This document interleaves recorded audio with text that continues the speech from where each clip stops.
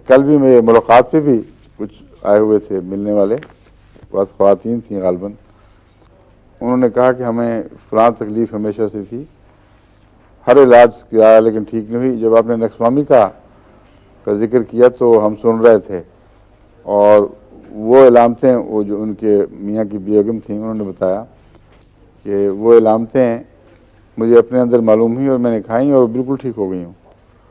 तो अल्लाह के फजल से ये आम फ़ायदा हो रहा है। पहला इन्फ्लक्स तो ये है कि मेरी तशख़ीस करवाने वाली डाक बेहद बढ़ गई है और लेने के देने पड़ गए हैं, बजाय इसके कि लोग होम्योपैथ बने और बोझ कम हो, एकदम बढ़ गया है। लेकिन कोई हर्ज नहीं है। मुझे पता कुछ अर्से के बाद जिनको होम्योपैथी का चस्का पड़ गया ना, वो फिर किसी और से मशवरा लेना भी बेइज्जती समझते हैं, फिर वो खुद इलाज करते हैं।